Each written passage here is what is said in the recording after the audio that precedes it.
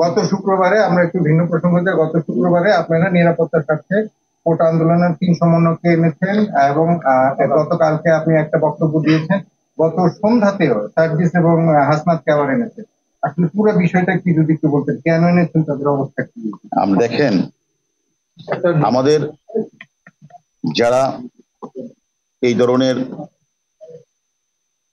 ধ্বংসলীলা চালিয়েছে, বিভিন্ন স্থাপনায় আগুন লাগিয়েছে, এই সকল দুর্বৃত্তদের, এই সকল জামাত শিবির চক্রদের যেমন ধরার দায়িত্ব আমাদের কাজ, আবার আমাদের পুলিশের একটা কাজ হচ্ছে যদি কেউ নিরাপত্তাহীনতায় ভুগে এবং তারা যদি বিভিন্ন জায়গাগুলিতে বলে যে আমরা আমাদের যে কোনো সময় আমাদের বিপদ হতে পারে, সেটা আমরা জানার পরে আমাদের নৈতিক দায়িত্বটাই হচ্ছে তাদেরকে সেফলি নিয়ে আসা।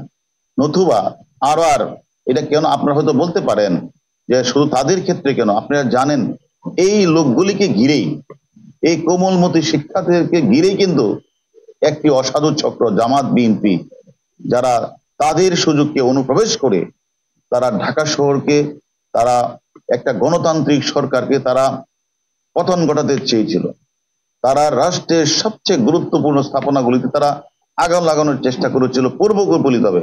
সেই কারণে আমি মনে করি আবার তাদেরকে কোনো কিছু করে আবার যদি তারা আন্দোলনের কোনো কিছু করতে চায়, সে কারণে আমি মনে করি নিরাপত্তার স্বার্থেই কিন্তু তাদেরকে আমরা আমাদের ডিবি হেফাজতে নিয়ে এসেছি।